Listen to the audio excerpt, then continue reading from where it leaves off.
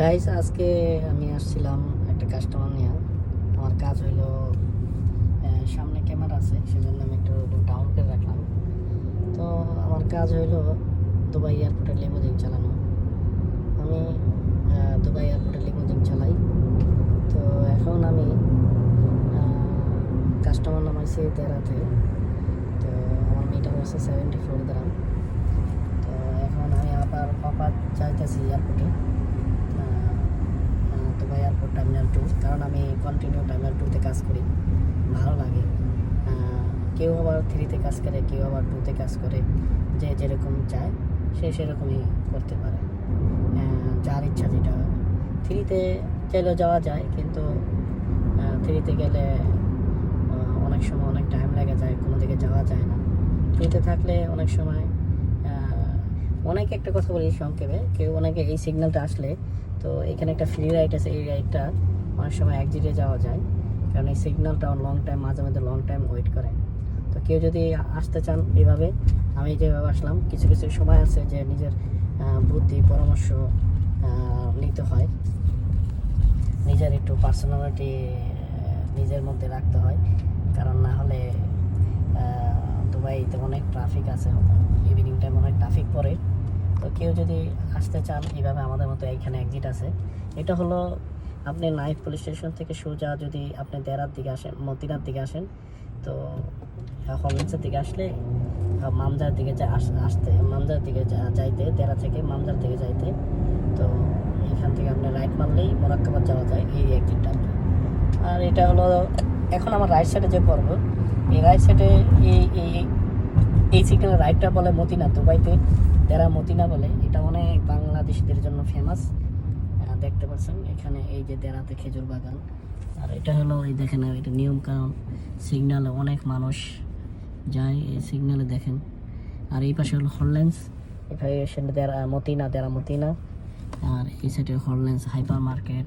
দুবাইতে যারা আছেন তো দেখতে পাচ্ছেন এটা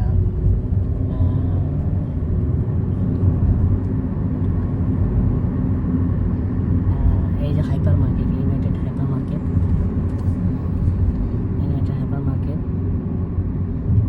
এখানে এটাতে 24 ঘন্টা খোলা থাকে ইউনাইটেড হাইপার মার্কেটে। এখানে আবানি হোটেল, এই পাশে ওই যে মেট্রো, দুবাই মেট্রোতে চলতেছে। আর ওই কর্নারে মোরাক্কাবাদ পুলিশ স্টেশন।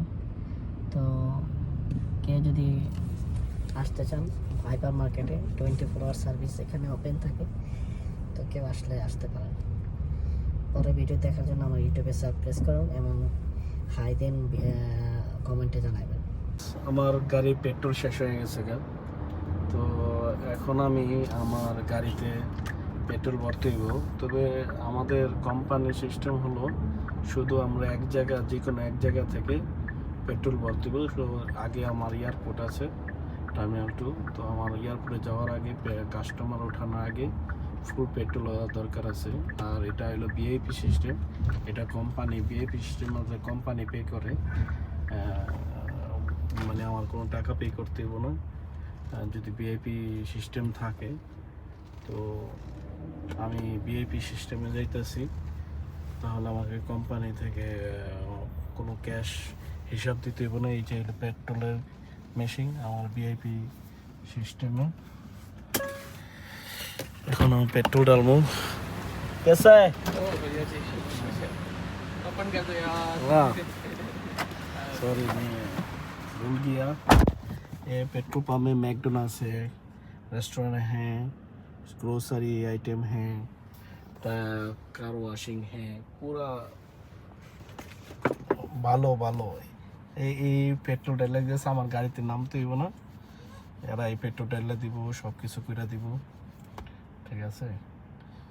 আর আমি এখন ফুল পেট্রোল ঢালতেছি, কিন্তু আমার পে করতে হবে এটা সেন্সারের মতো। এই যে কয় টাকা পেট্রোলের দাম এভরিথিং আছে, 3 টাকা 55 পয়সা পার লিটার, 3 টাকা 55 ফিলস আর কি, দেরাম আর কি দুবাইয়ের। আর যাইতেছে কত লিটার যাইতেছে সব উঠতেছে। তো এই আর কি ভাই, যদি কোনো ভুল ত্রুটি হয়ে থাকে মাফ করে দেবেন। পরের আপডেটের জন্য আবার আপনাদের বলছি। পেট্রোল ডালা শেষ, পেট্রোল পাম্প থেকে পেট্রোল ডালা শেষ। এখন আমি যাইতেছি টার্মিনাল 2 দিকে, এয়ারপোর্টের দিকে। তো পিক আপ পয়েন্ট যাইতেছি গেস্ট উঠাইতে, দেখা যাক কোথায় পাই। এটা হলো আমাদের পিক আপ পয়েন্ট। এখানে যত রকমের ট্যাক্সি ম্যাক্সি সারা সব কিছু এখানে পাওয়া যায়। ঠিক আছে, আমি আসলাম এখন। এটা হলো আমাদের পিক আপ পয়েন্ট।